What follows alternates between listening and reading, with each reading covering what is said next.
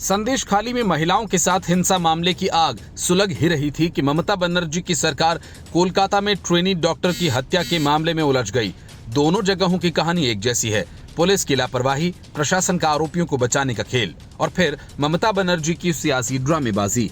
लेकिन अब पीएम मोदी ने जलगांव में एक रैली को संबोधित करते हुए कोलकाता रेप मर्डर मामले पर बिना नाम लिए महिलाओं के साथ अपराध करने वाले लोगों को चेतावनी दी। उन्होंने ये भी साफ कर दिया कि अपराधियों की मदद करने वाले लोगों को छोड़ा नहीं जाएगा।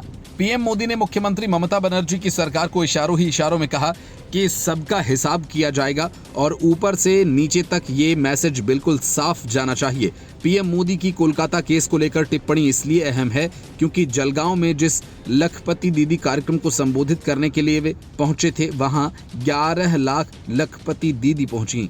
पीएम मोदी ने अपने इस बयान से दिखाया कि उनकी सरकार महिलाओं की सुरक्षा के लिए पूरी तरह से प्रतिबद्ध है।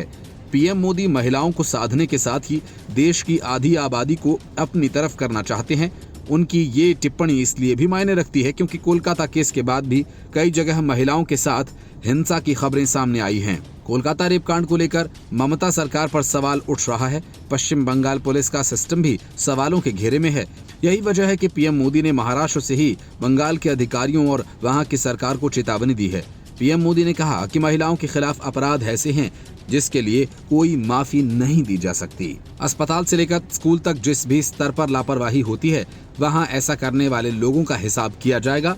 पीएम मोदी ने कोलकाता केस का जिक्र किए बिना कहा कि आज मैं एक बार फिर देश के हर राजनीतिक दल से कहूंगा और राज्य सरकार से कहूंगा कि महिलाओं के खिलाफ अपराध अक्षम्य पाप है। दोषी कोई भी हो, वो बचना नहीं चाहिए। उसको किसी भी रूप में मदद करने वाले बचने नहीं चाहिए। उन्होंने कहा कि अस्पताल हो, स्कूल हो, दफ्तर हो या फिर पुलिस व्यवस्था, जिस भी स्तर पर लापरवाही होती है, सबका हिसाब होना चाहिए। महिलाओं पर अत्याचार करने वालों को कड़ी से कड़ी सजा देने के लिए हमारी सरकार कानूनों को भी लगातार सख्त कर रही है। मुख्यमंत्री ममता बनर्जी की सरकार कोलकाता कांड पर बैकफुट पर आती हुई नजर आ रही है। इसकी सबसे बड़ी वजह ये कि जिस आरोपी के ऊपर इस दरिंदगी का आरोप लगा है, वो खुद कोलकाता पुलिस का वॉलंटियर है। पीड़िता के परिवार ने आरोप लगाया कि उन्हें सबसे पहले उसके सुसाइड की जानकारी दी गई। ऐसे में ममता सरकार की पुलिस पर आरोप है कि वो केस को दबाने की कोशिश कर रही थी।